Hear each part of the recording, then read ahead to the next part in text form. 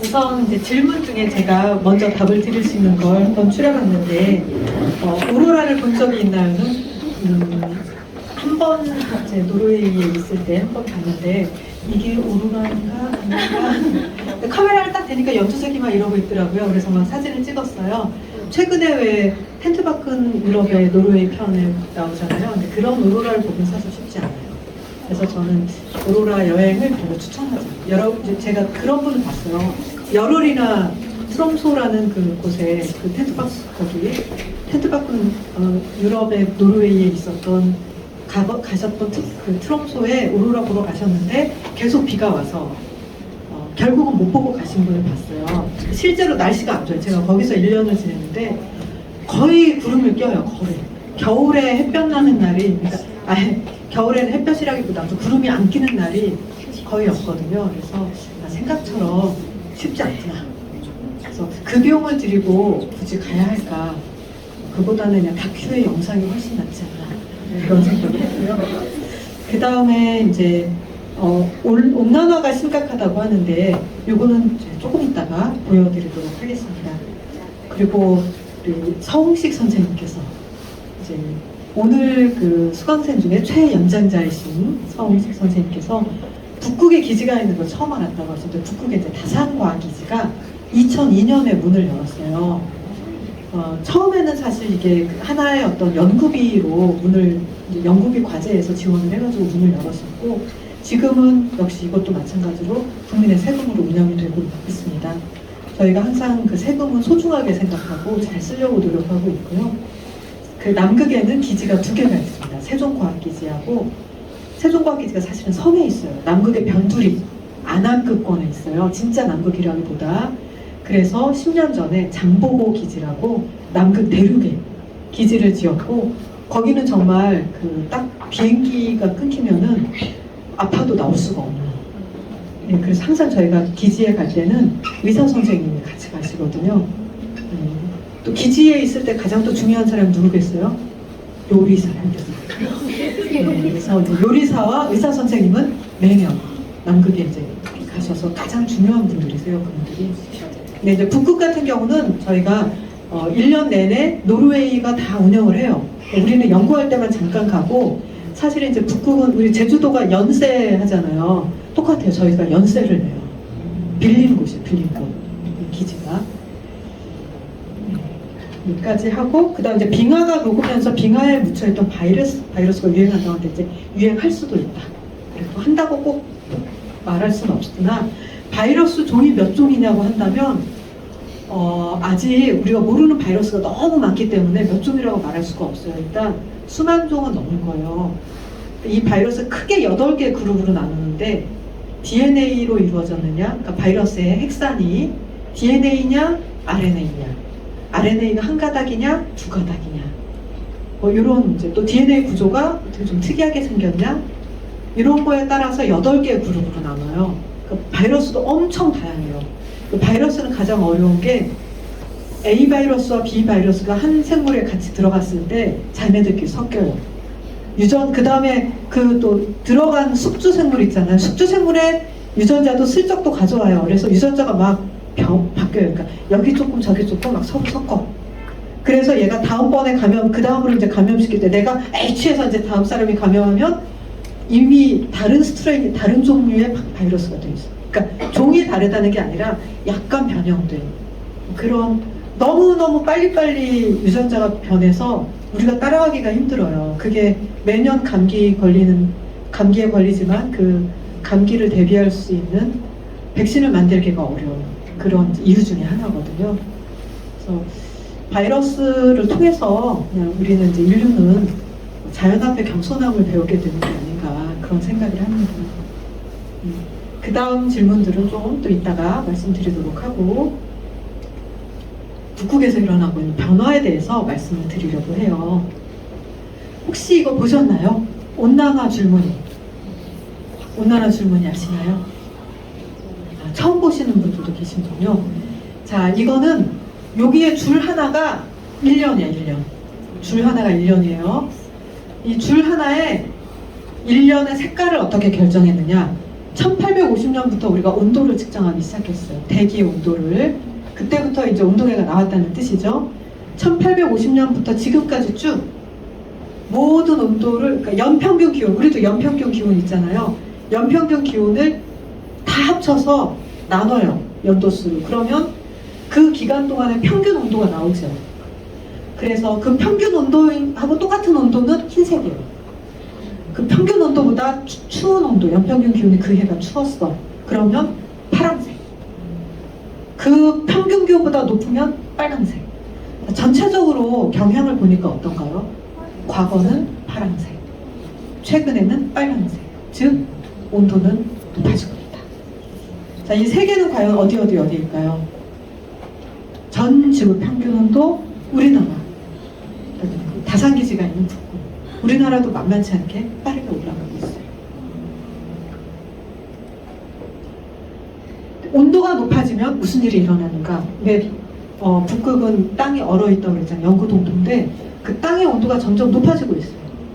지금 이제 2005년까지의 그래프지만 지금 이미 2020년까지 그래프가 있거든요. 계속 올라가고 있어요. 그래서 온도가 0도 이상 되면 어떻게 돼요? 녹아요. 땅이 이제 녹아버려요. 이런 일이 생겨요. 자, 여기 보면은 조그만한 것들이 있죠. 이게 집이에요, 집. 집 면체가 사라진 거야. 이런 일이 왜 일어나는가? 이제 땅 속에, 물론 이게 다 얼음이라고 말했지만 물만 있는 게 아니라 흙하고 섞여 있는, 동토가 특히 물이 많은 지역들이 있어요. 요런 지역이 녹아. 그럼 어떻게 돼요? 툭 꺼지는 거. 특히 그 지역이 막 석회암 지역이다. 녹으면서 물이 나오면서 석회암도 막 녹아서 없어지고 툭 꺼지는 거. 이거 절대 외계인이 취급한 거 아닙니다. 그런가 하면 아까 온도가 높아지면서 이게 과거, 현재인데 동토층이 확실히 줄어들어요. 그리고 아까 동토층 중에 표층은 여름에 녹는다고 그랬었죠. 그 녹는 층, 활동층은 좀 더 깊어지고 있어요. 그리고 식물은 더 잘 자라는 애들도 있지만 사실은 사라지는 식물도 있어요. 그래서 멸종하는 식물을 좀 빨리 보존하고 싶어요. 이게 완전히 사라지면 안 되는데. 자, 식물이 잘 자라면 이산화탄소가 줄어들 것인가? 과학자들은 그럴 거라고 기대를 했어요. 왜? 광합성을 하면 어떻게 되죠? 이산화탄소를 흡수하잖아요. 산소를 내보내주니까. 줄어들겠지. 실제로 알래스카의 한 지역에서 30년 넘게 계속 연구를 했습니다. 너무 부러워요. 한 지역에서 30년 넘게. 우리는 5년 하고 나면 연구 다 했지? 딴 거 가지 그래? 바로 없애버린 거예요, 연구를. 저희가 계속 오랫동안 하는 연구를 못해요. 다산기지가 20년이 됐는데 20년짜리 데이터가 없어요. 너무 안타깝게. 아까 왜 독일기지 30년 데이터 말씀드렸잖아요.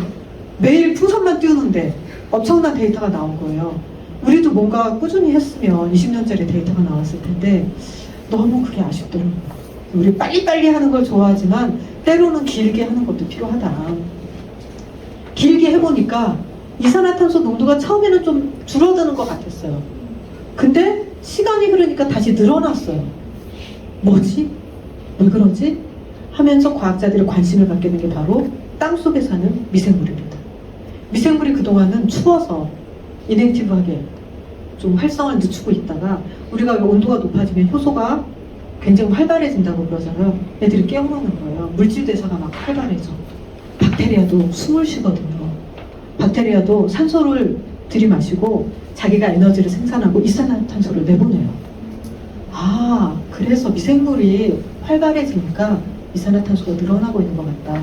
그래서 진짠가? 그걸 또 연구를 하고 있어요.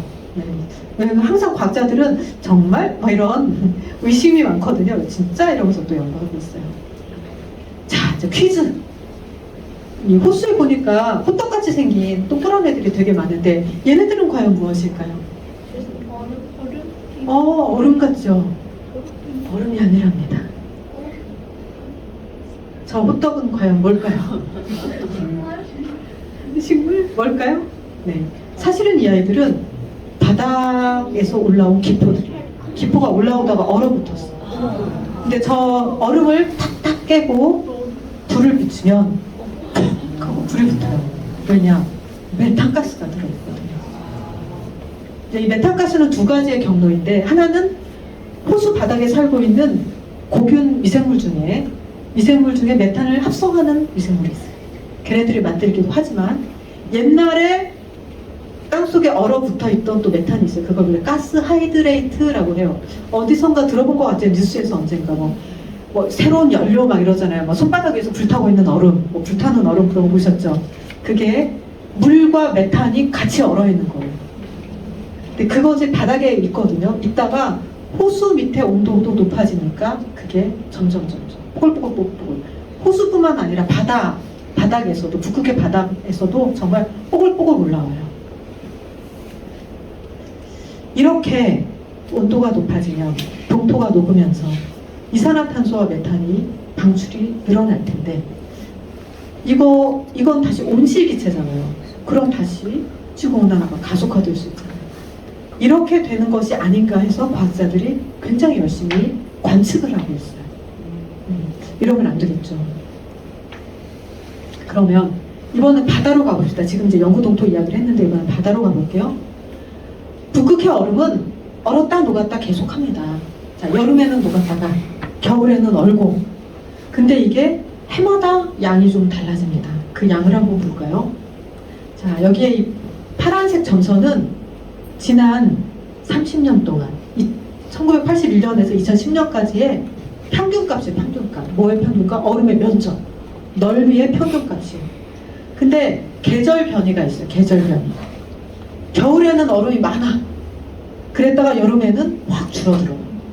이걸 계속 반복하는데 전체적으로 이 값이 최근에 들어서 점점 낮아지고 있어요. 즉 얼음이 점점 줄어들고 있어요. 이런 식으로 해서 이거는 이제 얼음의 부피예요. 면적뿐만 아니라 두께까지. 두께도 얇아서 전체 부피가 지금 한 3분의 1로 줄어들었어요. 북극의 얼음이 3분의 1은 사라졌어요. 근데 그러면 이제 이런 식으로 얼음이 녹으면 해수면이 높아지는 거 아닌가요? 이제 물 위에 떠 있는 얼음은 아이스 아메리카노를 생각하시면 됩니다.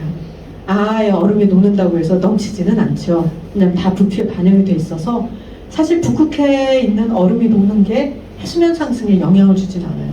대신 그린란드나 남극에 있는 육지의 얼음이 녹을 때 해수면이 상승을 하는 거죠. 그러나 어쨌거나 얼음은 사라지고 있다. 자, 앞으로 어떻게 될 것인가? 이거 이제 사람들이 이제 이건 약간 수학적인 모델링이거든요. 수학으로 모델링을 하는데 이거는 우리가 열심히 이산화탄소를 배출을 안 할 때. 자, 이거는 지금처럼 그냥 살 때. 어떻게 되냐면 이제 이게 2015년에 나왔던 보고서인데 앞으로 점점 얼음은 줄어들 겁니다. 이렇게 될 거예요. 근데 지금 22년이잖아요. 자, 요 라인 중에 어느 라인을 타고 있겠어요? 제일 아래 라인보다 더 아래로 내려왔어요. 우리가 예상한 것보다 더 빨리 사라지고 있어요, 얼음이. 그래서 예전에는 한 5년 전에는 2100년쯤 되면 얼음이 사라질 겁니다. 0이에요, 0. 최근에는 2050년일 수도 있겠는데 라고 하더니 급기야 2030년 이런 이제 기사가 나오기 시작해요.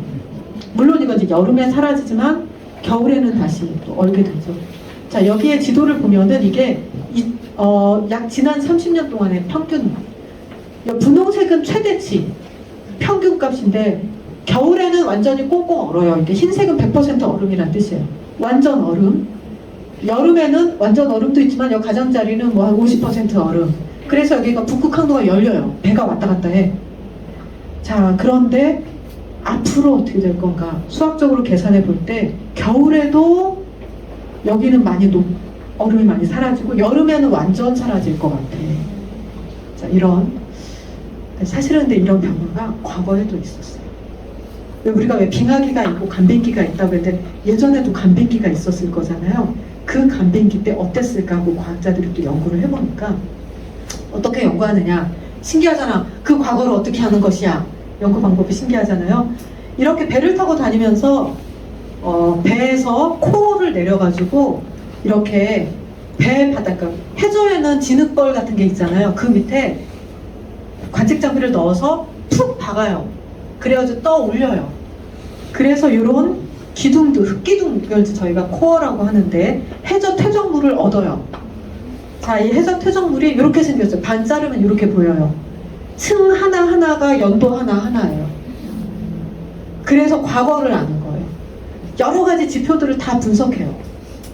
여기 들어있는 미량 원소들, 동위 원소 이런 것들을 다 분석을 해서 과거의 기후가 어땠는지를 알아낼 수가 있어요.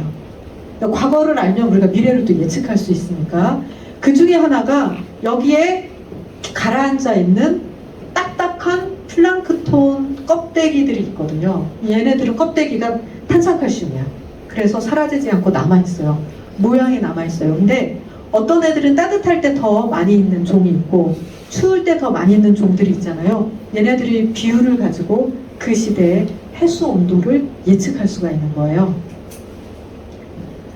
근데 스웨덴 팀이 북극 한바다 북극 가운데까지 가서 얼음을 뚫고 해저 퇴적물을 얻어가지고 과거의 북극 바다가 어땠는지 연구를 해서 2013년 바로 며칠 전에 이제 제가 최근에 본 논문이거든요. 논문이 나왔어요. 2023년 논문이죠. 네이처 커뮤니케이션에 나왔는데 해보니까 현재는 이래요. 얼음이 있는 곳이 있어요. 얼음이 있는 곳 밑에 사는 생물이 있고 얼음이 있으면 살지 못하는 까만 생물이 있는데 이런 식으로 지금 있어요. 이제 해수를 떠보면 알 수 있죠. 뭐가 사는지. 과거의 퇴적물을 보니까 까만 애도 살고 있어.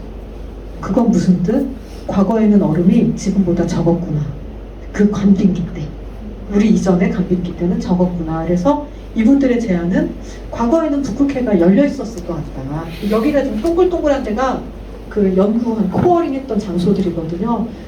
엄청난 일을 한 거예요, 사실 이게. 막 여기까지 배 끌고 가가지고 막 코어링 다 하신 건데 이게 그 생물이에요. 이 생물이 얘가 발견이 됐어요. 지금은 여기서만 발견되거든요, 이 생물이. 근데 얘가 여기서도 발견이 돼서 과거에는 얼음이 여름에는 좀 거의 없어졌던 것 같다 라고 이제 이분들은 주장을 하세요. 이게 아직 확실히 정해지진 않았어요. 이거에 또 반대되는 데이터를 가지고 다른 의견을 내시는 분들도 있거든요. 몇 년이 지나면 이게 이제 정리가 될 것 같아요. 이건 이제 저희 우리나라에 다산기지가 있는 곳 반도고 이게 다 빙하들이에요. 빙하. 얘네들이 이제 흘러 내려가면 얘네가 해수면 상승의 원인이 되는 거죠. 다산기지 옆에 약간 뭔가 줄 같은 게 보이지 않으세요? 그게 뭘까요? 활주로.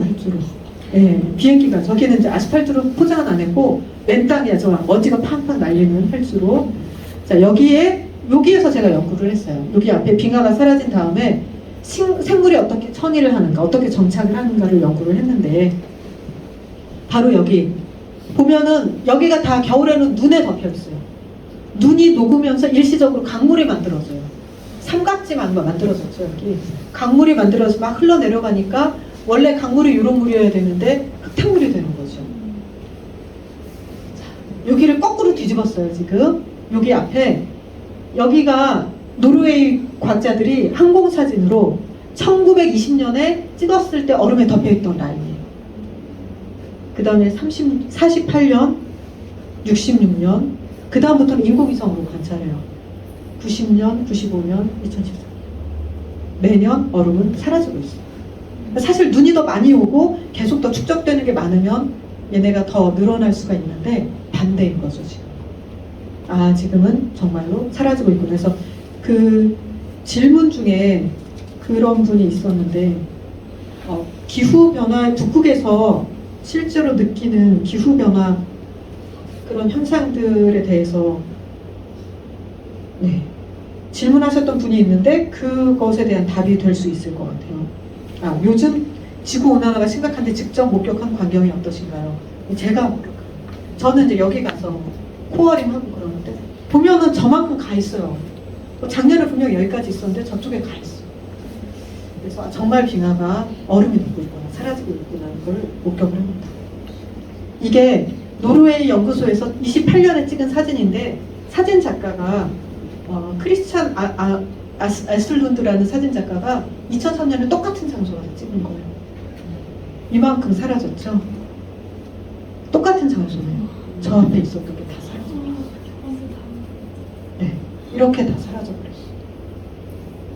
이게 이제 북극의 현실입니다. 얼음이 사라지다 보니까 얼음에 잇대어 살던 생물들도 영향을 받는데 곰은 원래 얼음에 살면 이제 여름철에 얼음에 있으면서 물범을 잡아먹고 살아요. 물범 사냥을 해요.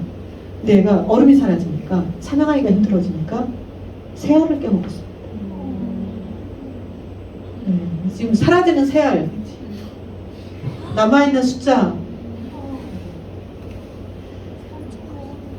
그 앞발이 지금 노랗게 됐어. 하도 깨먹어가지고. 네. 그런가 하면 술록도 사냥해 먹는 장면이 많이 노출이 됐어요. 물론 이게 스발바르는 그동안 보고되지 않았었고 캐나다에서는 가끔 이런 보고가 있었는데 스발바르에서 최근에 보고가 되고 있어요. 이게 북극에서의 환경 변화가 그곳에 살고 있는 생명체들에게 영향을 실제로 주고 있구나. 저는 이제 식물을 연구하는데 많은 식물이 사라질 것 같다. 그런 이제 걱정을 하고 있어요. 얘네들이 사라지기 전에 좀 지켜야 할 텐데. 자, 그럼 북극의 변화가 우리랑은 무슨 상관일까요? 북극 이야기 아닌가? 내가 뭐 이럴 수 있잖아요. 그래서 우리랑은 어떤 연결이 되어 있는지 한번 보려고 합니다. 우리가 최근에 날씨와 관련된 뉴스를 참 많이 보게 되죠. 올여름 어떠셨나요? 너무 더웠죠. 제가 북극 갔다 딱 8월 6일에 도착했는데 공항문을 딱 열고 나서는 순간 와 정말 밤이 정말 에어컨 없었으면 어땠을까 그런 생각이 들더라고요. 제가 웬만하면 에어컨을 안 틀거든요. 지구를 지켜야 한다 이런 마음으로. 근데 못 지켰어요 지구를. 해수면 부산의 해수면이 30년 동안 2.8mm가 1년에 한 1mm씩 높아지고 있는 거예요. 실제로. 자, 해수면 상승이 1m가 높아지면 5,300만 명이 이사를 가야 돼요. 왜냐하면 해안가에 큰 도시들이 많아요. 우리도 뭐 부산, 인천 있고 제주도만 해도 해안가잖아요. 자, 그리고 그러면은 이사 가는데 어디로 가야 되나요? 네, 집은 누가 주나요? 저 전학 가야 되는데 학교 어떡하죠? 여러 가지 문제가 발생합니다. 그래서 이건 기후의 문제는 결국은 사회의 문제가 되는 거예요. 그런가 하면 겨울철에 너무 추웠다 이런, 우리 겨울철에 또 너무 춥기도 하잖아요. 이게 2016년에 제주공항 한번 난리 났었죠. 이런 일들이 자꾸 일어나고 있는 거예요. 얘는 레서 팬다라고 하는데 실제로 팬다는 아니고 약간 이제 팬다의 사촌쯤 되는 아이인데 얘가 얼어 죽었어. 물론 동물원의 관계자가 잘못한 거지. 얘네들 잘 볼살폈어야 되는데 어쨌거나 이런 일이 생겼어. 왜 그랬을까? 이게 북극 때문입니다. 급격한 이런 날씨 변화가 북극 때문입니다. 특히 겨울철 날씨는. 왜냐하면 북극에 얼음이 많이 사라지면 어떤 일이 생기느냐, 흰색의 얼음이 사라지고 푸른색의 바다가 나와요. 자, 그럼 태양열을 더 많이 흡수할까요? 적게 흡수할까요? 그렇죠. 우리 흰색은 반사하잖아. 근데 색깔이 짙으면 어때요? 흡수하잖아요. 흰색이 반사하는 거 이제 알베도라고 해요. 알베도가 높아진다, 알베도가 낮아진다 그런 얘기를 하는데, 얼음이 녹으면 흡수를 더 많이 해요. 태양열 흡수를 많이 하고 온도가 자꾸 높아지니까 북극에서 수증기가 많이 올라가요. 공기 중에 수증기가 많아져요. 자, 그러면 그 다음에 이제 가을철이 됐을 때 눈이 많아질까요? 적어질까요? 많아지겠죠. 수증기가 많으니까 시베리아에 눈이 많이 와요. 자, 시베리아에 눈이 많이 와서 하얗게 됐어. 자, 하얗게 되면 이곳이 추워질까요? 따뜻해질까요? 추워져요. 왜냐하면 햇빛을 반사하니까 더 추워져요. 그래서 여기가 엄청 차가운 공기가 만들어져요. 걔네들이 우리한테, 우리 왜 그러잖아요. 시베리아 고기압의 영향으로 일기예보할 때 겨울철에 우리한테 온다고 생각해보세요. 추워지겠어요? 눈이 더 많아지겠어요? 아니면 줄어들겠어요? 당연히 추워질 수 있죠. 근데 이게 항상 그렇진 않아요. 왜냐? 이 북극권에 있는 공기와 중위도에 있는 공기가 사뭇 달라요. 공기끼리 성격이 너무 달라요. 그 사이에 그래서 제트기류라는 바람이 이렇게 흐르고 있어요. 제트기류 덕분에 비행기 타고 갈 때 이쪽으로 갈 때가 더 빨라요. 저쪽으로 갈 때보다. 그래서 유럽에서 한국으로 올 때 시간이 더 잘 나게 돼요. 자, 이렇게 흐르고 있는데 제트기류가 북극에서 날씨가 덥고 이렇게 뭐 수증기가 많아지고 이러면 약해져요. 겨울철에 얘가 원래는 쌩쌩 돌아야 되는데 힘이 좀 약해지면서 이렇게 돌아요. 그러면 우리나라가 여기 들어갔다 어떻게 되냐? 따뜻한 겨울. 여기 들어갔다 추운 겨울. 가끔 이 공기가 이렇게 막히는 수가 생겨요. 그러니까 이렇게 하다가 갑자기 얘가 세지면서 싱 하면서 여기 찬바람이 딱 머물러 있는 경우 있어요. 이런 경우에 블로킹이라고 아마 뉴스에서 들어보실 거예요. 왜 배구에서 블로킹 하잖아요. 똑같아. 블로킹을 당하는 거예요. 찬바람 여기가 우리나라였다? 그러면 3만 4온이 안 되는 거예요. 3일 춥고 4일 따뜻해야 되는데 2주 동안 추워.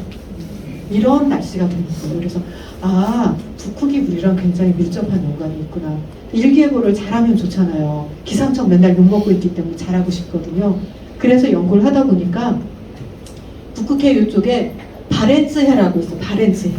북극해 유럽 쪽에 바렌츠 카라해가 있는데 바렌츠해 카라해에 그 날씨가 2주쯤 뒤에 우리나라로 오는 거예요. 물론 그 사이에 러시아를 거치면서 또 영향은 받지만 어쨌든 그 흐름을 잘 추적하면 일기예보를 좀 더 정확하게 할 수 있겠구나 하는 연구들을 지금 우리가 하고 있어요. 그래서 북극이 특히 우리나라 겨울하고 관련이 많구나 하는 거를 이제 알 수가 있죠.